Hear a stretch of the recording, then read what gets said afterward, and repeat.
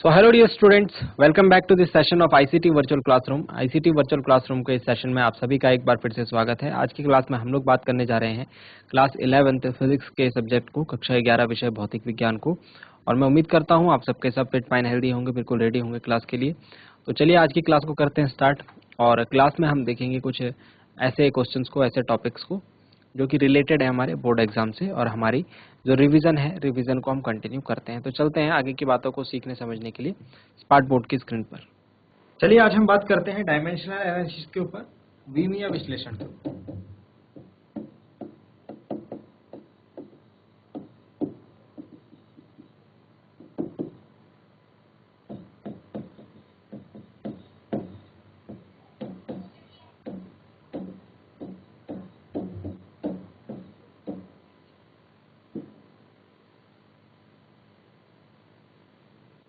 Dear students, विमीय विश्लेषण हमारी जो बुक है 11th की फिजिक्स की, उसका एक बहुत ही ज़्यादा इंपॉर्टेंट टॉपिक है।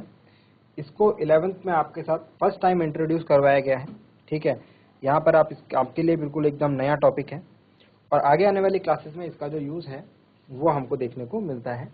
आगे जितने भी चैप्टर्स आपने पढ़े होंगे उन सब में डायमेंशन की बात जो है हर किसी क्वांटिटी की वो की गई है। तो हम इसको समझते हैं आज की क्लास में। विमीय विश्लेषण की अगर बात करें तो किसी भौतिक राशि की, किसी भी भौतिक राशि की एक विमा जरूर होती है ना। किसी भी भौतिक राशि की एक विमा जरूर होती है, एक डायमेंशन जरूर होती है। विमा समझने से पहले हम भौतिक राशि यानी कि जो फिजिकल क्वांटिटी का क्लासिफिकेशन है उसके ऊपर बात करते हैं। भौतिक राशि यानी कि एक फिजिकल क्वांटिटी जो है, इसको हम दो प्रकार से वर्गीकृत, दो प्रकार से क्लासिफाई कर सकते हैं। कुछ होती हैं मूल भौतिक राशियां, फंडामेंटल फिजिकल क्वांटिटीज, और कुछ होती हैं व्युत्पन्न भौतिक राशियां, डिराइव्ड फिजिकल क्वांटिटी। मूल भौतिक राशियां वे राशियां होती हैं, वे भौतिक राशियां होती हैं जिनके निरूपण के लिए या फिर जिनके निर्धारण के लिए हमको किसी भी अन्य राशि की आवश्यकता नहीं पड़ती। मतलब ये क्या होती है, स्वतंत्र होती है, इंडिपेंडेंट होती है। ये क्या होती है, इंडिपेंडेंट होती है।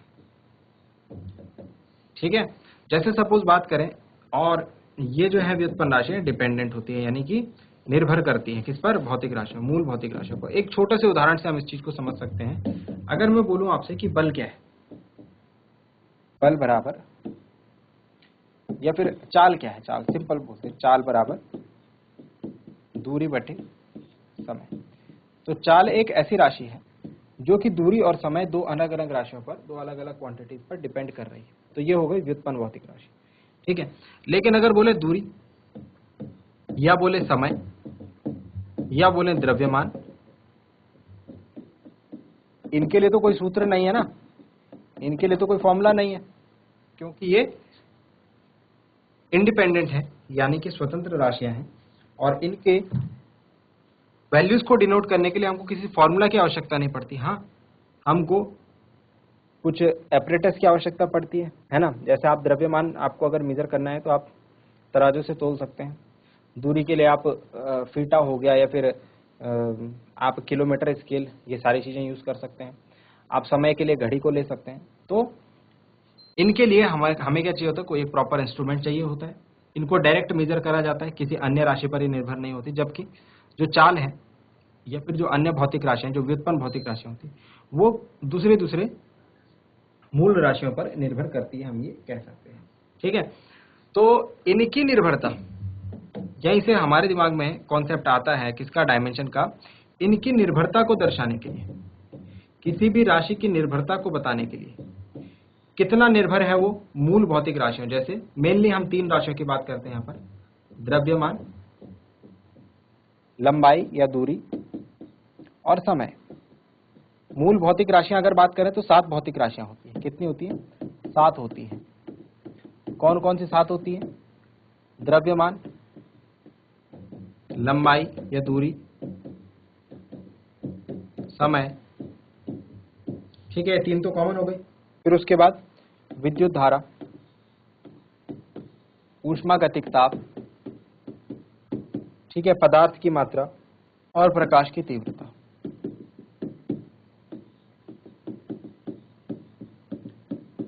और पदार्थ की मात्रा। तो ये 7 मूल भौतिक राशियां हैं, ठीक है। फंडामेंटल फिजिकल क्वांटिटीज मतलब बाकी सारी राशियां, बाकी जितनी भी भौतिक राशियां हैं वो इन्हीं 7 राशियों पर निर्भर है, और वो किस तरीके से निर्भर करती है उसको हम डिफाइन करते हैं डायमेंशन से, उसकी विमा से। आई होप यहां तक बात आपको समझ में आई होगी। हम क्या करते हैं, हम यहाँ पर हम विमाएं लिख लेते हैं मूल राशियों के लिए। तो मूल राशियां क्या है, द्रव्यमान, लंबाई, समय, विद्युत धारा,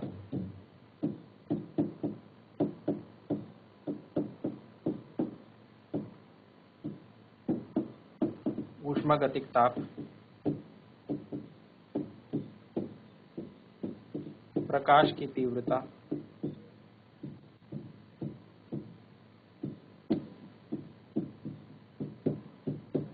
पदार्थ की मात्रा, ठीक है। अगर हम बात करें द्रव्यमान की, तो इसकी विमा को हम इस तरीके से m से निरूपित करते हैं, लंबाई की विमा को L से निरूपित करते हैं, समय की विमा को T से, विद्युत धारा की विमा को A से, ताप की विमा को K से, प्रकाश की तीव्रता इंटेंसिटी ऑफ लाइट CD, और प्रकाश की मात्रा मोल से इस तरीके से निरूपित हम करते हैं। ये हमने डिफाइन करा हुआ है, ये हमने क्या करा हुआ है, डिफाइन, मतलब ये हमको याद करना है। इसके बाद जो ये सारी क्या है, ये सारी क्या है, ये सारी की सारी हैं मूल भौतिक राशियां, जो कि किसी अन्य राशि पर निर्भर नहीं होती। ये बात आपको समझनी है, उनके डायमेंशन, उनकी विमाएं हमने यहाँ पर लिखी है, तो ये आपको याद रखनी है, ठीक है। बेसिकली हम मेनली तो इन तीनों का ही यूज करेंगे, लेकिन ये सातों की सातों क्या है, मूल भौतिक राशियां होती हैं। 1 2 3 4 5 6 एंड 7। यहां पर एक नोट आपको अच्छा सा थोड़ा सा ध्यान देना है। नोट, जो लंबाई की डायमेंशन है वही डायमेंशन दूरी की भी होती है, चाहे दूरी कह लीजिए इसे, चाहे विस्थापन कह लीजिए इसे, चाहे आप इसे लंबाई, चौड़ाई, ऊंचाई, गहराई, चाहे आप इसे त्रिज्या कह लीजिए, है ना, आदि। अब समझ गए होंगे आप, मतलब चाहे जहां पर भी लेंथ की बात होगी, दूरी भी क्या है, दूरी भी तो दो बिंदुओं के बीच की लंबाई है, विस्थापन भी क्या है, दो बिंदुओं के बीच की लंबाई है, लंबाई, चौड़ाई, ऊंचाई, गहराई, त्रिज्या, ठीक है। ये सब के सब क्या है, इन सब का अर्थ है लंबाई से, ठीक है। तो इन सब की जो डायमेंशन होगी, इन सब की जो विमा होगी वो L ही होगी, ठीक है, क्योंकि ये सब डायरेक्टली इनडायरेक्टली किसकी बात कर रहे हैं, ये सब बात कर रहे हैं लंबाई की, ठीक है। इसे जल्दी से नोट डाउन कीजिए। अब हम कुछ व्युत्पन्न भौतिक राशियों के ऊपर बात करते हैं, और हम देखते हैं कि किस तरीके से हम उनको याद रख सकते हैं या फिर फाइंड आउट कर सकते हैं। तो जल्दी से आप इन्हें नोट डाउन कीजिए। तो चलिए बच्चों, नेक्स्ट हम बात करते हैं व्युत्पन्न भौतिक राशियों के लिए। व्युत्पन्न भौतिक राशियों के लिए आपको एक बात ध्यान रखनी है, छोटी सी बात आपको जो ध्यान रखनी है, विमा के बारे में हम बात कर रहे हैं, डायमेंशन की बात कर रहे हैं। तो किसी भौतिक राशि की विमा क्या होती है, किसी भौतिक राशि की विमा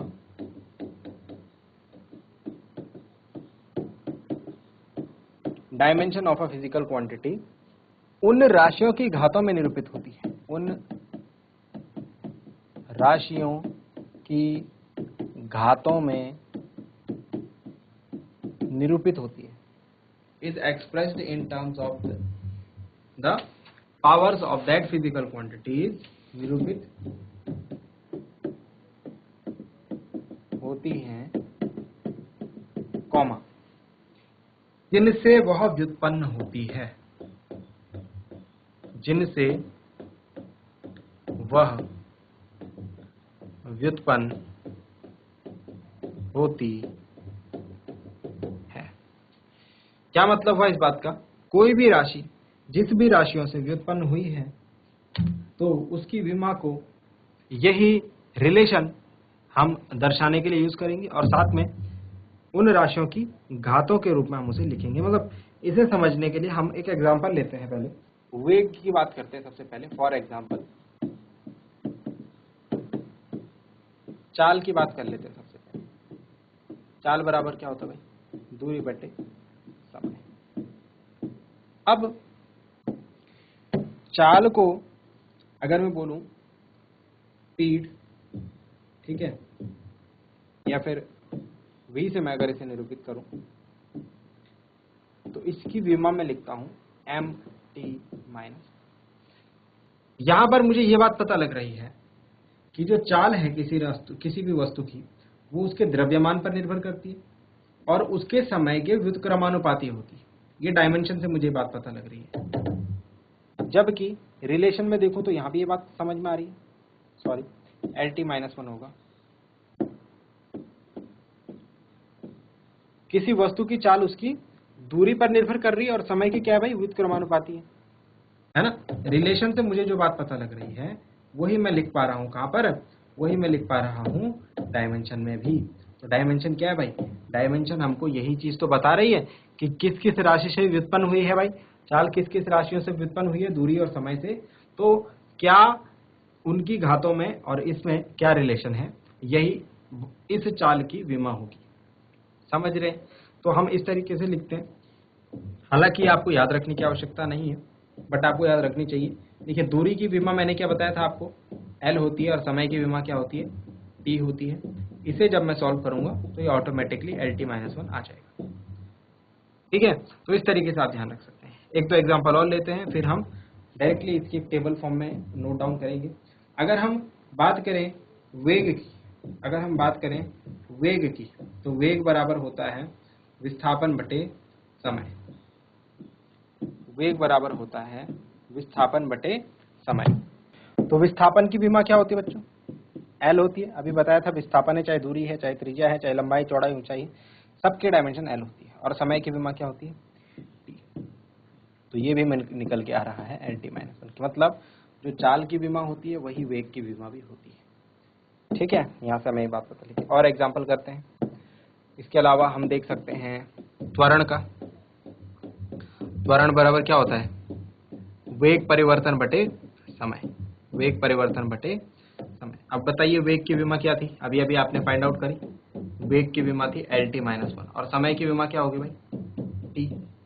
तो त्वरण यानी कि एक्सेलरेशन की जो डायमेंशन होगी वो आएगी LT-1, और ये T नीचे का जो है ये ऊपर आके ये भी -1 हो जाएगा। तो जो त्वरण की विमा निकल के आ रही है ये आएगा LT-2। -1 और -1 कितना हो जाएगा, T की पावर -2। तो त्वरण की विमा LT-2। अब समझ में आ रहा होगा आपको। एक और फाइनल देखते हैं। बल की अगर बात करें, फोर्स की, तो बल बराबर होता है द्रव्यमान गुणा त्वरण। बल बराबर होता है द्रव्यमान गुणा त्वरण, मास इनटू एक्सेलरेशन। द्रव्यमान की विमा बताई थी बच्चों आपको m, गुणा त्वरण की विमा क्या होगी, अभी अभी ऊपर लिखी हमने LT-2। तो ये पूरा क्या बन जाएगा भाई, बल मतलब F की डायमेंशन बन जाएगी MLT-2। तो आपको समझ में आ रहा होगा। यहाँ पर अगर मैं बात करूं बल की विमा के बारे में, तो बल की विमा से मुझे क्या पता लग रहा है कि बल जो है किन किन राशियों पर निर्भर करता है, वस्तु के द्रव्यमान, उसके द्वारा चली गई दूरी और समय पर, है ना। तो 3 क्वांटिटीज पर डिपेंड कर रहा है। किस तरीके से डिपेंड कर रहा है ये भी हमको यहाँ पर इसकी विमा बता रही है। तो विमा जो है एक तरीके से फॉर्मूला है, एक तरीके से फॉर्मूला है शॉर्ट, ठीक है। और वो हमको ये बता रहा है कि क्या क्या डिपेंडेंसी है आपकी जो फिजिकल क्वांटिटी है उसकी उन राशियों के साथ जिनसे कि वो बनी हुई है। भाई बल किससे बना है, लंबाई से बना है ना, जिसको हम विस्थापन कह रहे हैं, और द्रव्यमान से बना है, और समय से ही तो बना है। तो उनके बीच में क्या रिलेशन है, इसको हम शॉर्टकट में द्रव्यमान गुणा त्वरण बोलते हैं। ये हमने फॉर्मूला याद करा हुआ है, लेकिन एक्चुअल में तो इन पे डिपेंड कर रहा है ना।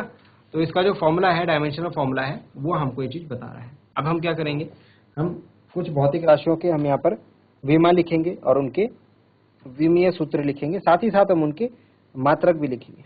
ठीक है, तो आपको किस तरीके से टेबल बनानी है वो मैं बता रहा हूँ। आज आप घर जा करके इस टेबल को जो है कंप्लीट करेंगे। इसमें काफी सारी क्वांटिटीज जो आपने through out the 11th class पढ़ी है, क्वांटिटीज, नई नई क्वांटिटीज जो आपने पढ़ी है, उनको आप उनके मात्रक और उनकी विमाएं आप इसमें लिखोगे। ठीक है, अब यहाँ पर एक और चीज आप जरा समझ लीजिए। अगर मैं बात करूं कि विमीय सूत्र किसे कहते हैं, विमीय सूत्र, दो चीजें होती है, एक होता है विमीय सूत्र और एक होता है विमीय समीकरण। एक होता है डायमेंशनल फॉर्मूला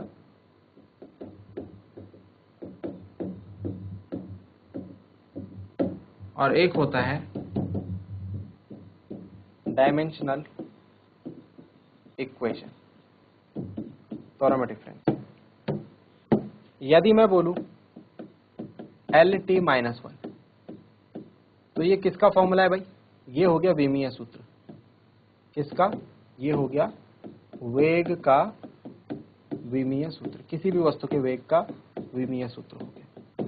लेकिन यदि मैं बोलूं V = LT-1, तो जब मैं इस तरीके से लिखूंगा इसको तो ये हो गया वेग का विमीय समीकरण। समझ रहे हैं आप बात को? तो विमीय समीकरण और विमीय सूत्र में बहुत ज्यादा डिफरेंस नहीं है। सूत्र में हम सिर्फ फॉर्मूला लिखेंगे, समीकरण में इसे बराबर के दोनों तरफ जो है डायमेंशंस के फॉर्म में हम इसे लिखेंगे। ठीक हो गया? चलिए, तो अब हम टेबल के ऊपर चलते हैं। आपको एक टेबल ड्रॉ करनी है और ये टेबल आपको किस तरीके से ड्रॉ करनी है, इसमें क्या क्या चीजें आपने लिखनी है, इसके ऊपर बात हम अब। इसमें कुछ कॉलम्स आप बनाइए। सबसे पहला कॉलम हम बनाएंगे क्वांटिटीज के लिए, भौतिक राशियों के लिए। ठीक है। फिर दूसरा कॉलम हम बनाएंगे इसका जो भी फॉर्मूला है उसके लिए। हालांकि आप इस फॉर्मूले को चाहे तो आप इग्नोर भी कर सकते हो। ठीक है। और इसके बाद हम यहाँ पर लिखेंगे इसका विमीय सूत्र। ओके। और यहाँ पर हम लिखेंगे इसके लास्ट वाले कॉलम में का मात्रा। चलिए, तो इस तरीके की टेबल ड्रॉ कर लीजिए, उसमें इतने कॉलम्स बना लीजिए। ठीक है। या तो पहले देख लीजिए और फिर उस हिसाब से आप अपने टेबल को ड्रॉ करना। और ये टेबल काफ़ी बड़ी आपको बनानी है, कम से कम 2-3 पेज में, ताकि सारी चीज़ें जो आपने इस क्लास में पढ़ी हैं वो कवर अप इसमें हो जाए। चलिए, फर्स्ट ऑफ ऑल बात करते हैं। आप इसमें जो कंटेंट लिखेंगे, सबसे पहला होगा भौतिक राशि का नाम, यानी फिजिकल क्वांटिटी। ठीक है। सेकंड होगा उसका जो भी सूत्र होता है, जो भी फॉर्मूला होता है वो। तीसरा उसका विमीय सूत्र, उसका विमीय सूत्र, डायमेंशनल फॉर्मूला। और लास्ट होगा उसका SI मात्रक। ठीक है। तो 1 बाय 1 हम देखते हैं। सबसे पहले अगर बात की जाए तो हम बात करते हैं क्षेत्रफल की।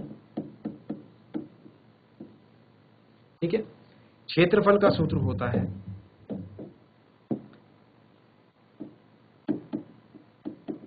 लंबाई गुणा चौड़ाई, लंबाई गुणा चौड़ाई। विमीय सूत्र की अगर बात करें तो इसका विमीय सूत्र, लंबाई का विमीय सूत्र L होता है, चौड़ाई का होता है, चौड़ाई का भी L होता है। तो ये हो जाएगा L²। ठीक है। मात्रक की अगर बात करें तो इसका मात्रक क्या निकल के आएगा? इसका मात्रक हम बता सकते हैं, इसका मात्रक होगा L का मात्रक, L मतलब मीटर, तो मीटर स्क्वायर होगा इसका मात्रक, मीटर स्क्वायर, या फिर इसको शॉर्ट में हम मीटर स्क्वायर लिखते हैं। ठीक है। तो इस तरीके से आप इस डेटा को, इस टेबल को फिल करेंगे। चलिए, अब मैं कुछ और एंटिटीज इसमें लिखता हूँ, कुछ और डेटा लिखता हूँ। क्षेत्रफल के बाद अगर बात करें आयतन की,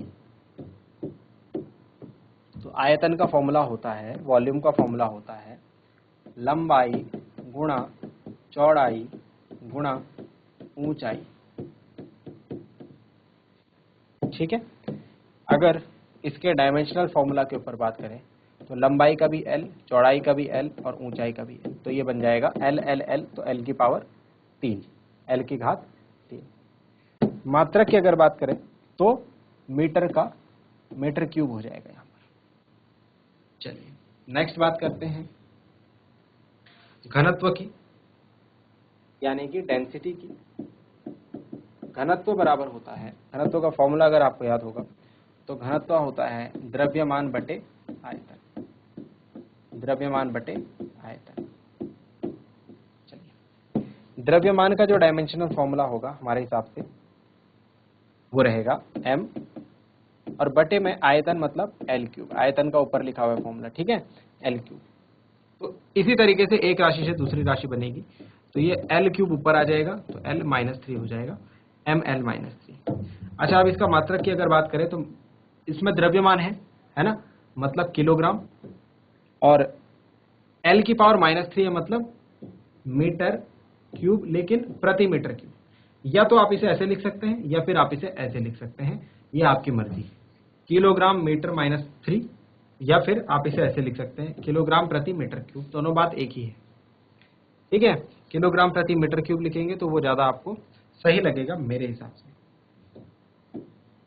चलिए, एक हमने अभी अभी सॉल्व करी थी पीछे, चाल कह लीजिए, और चाल और वेग की जो विमा है वो सेम आती है, इसीलिए मैं चाल और वेग को एक साथ लिख रहा हूं। अभी पीछे आपको शो हमने करवाया था। तो चाल या वेग होता है दूरी कह लीजिए या विस्थापन कह लीजिए बटे समय, दूरी या विस्थापन बटे समय। दूरी की जो डायमेंशन होती है वो होती है L, समय की होती है T, L/T हो जाएगा LT-1, T ऊपर आके क्या हो जाएगा -1। अगर हम बात करते हैं इसके मात्रक की, इसके SI मात्रक की, तो SI मात्रक इसका निकल के आएगा मीटर प्रति सेकेंड। टाइम का जो मात्रक होता है वो क्या होता है, सेकेंड। चलिए नेक्स्ट बात करते हैं संवेग की, जिसे हम रेखीय संवेग भी कहते हैं, लीनियर मोमेंटम भी कहते हैं। संवेग बराबर होता है द्रव्यमान गुणा वेग। तो संवेग की जो विमा निकल के आएगी वो आएगी द्रव्यमान गुणा वेग की विमा LT-1, तो ये हो जाएगा mLT-1। अगर हम यहाँ पर इसके मात्रक की बात करते हैं तो आएगा किलोग्राम मीटर प्रति सेकेंड, ठीक है। जिसकी घात माइनस में है उसको लिखने से पहले प्रति लगा दो, ठीक है, या फिर आप उसको ऐसे भी लिख सकते हैं किलोग्राम मीटर सेकेंड इनवर्स, ये भी लिख सकते हैं। दोनों में से जो भी एक्सेप्टेबल है आपके लिए वो लिखिए आप, ठीक है। चलिए और बातें करते हैं, आगे त्वरण की बात करते हैं। हमने अभी त्वरण की भी डायमेंशन निकाली थी।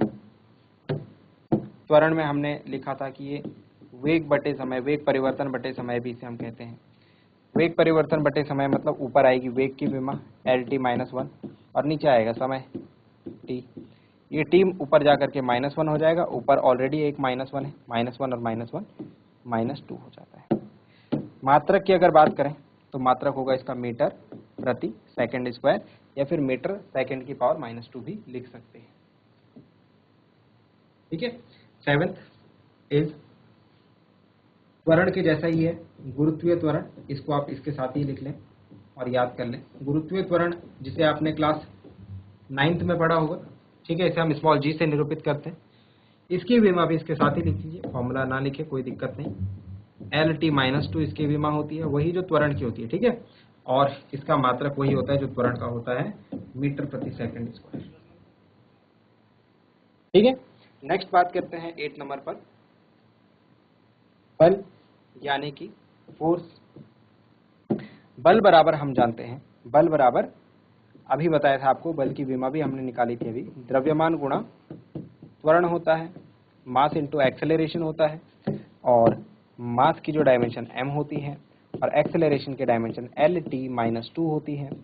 यहाँ से हम बता सकते हैं कि जो बल की विमा आएगी वो आएगी mLT-2, और इसका मात्रक की अगर बात करें तो ये आएगा किलोग्राम मीटर प्रति सेकंड स्क्वायर, और इसको ही हम एक और नाम देते हैं न्यूटन, ठीक है। बल का मात्रक न्यूटन भी होता है।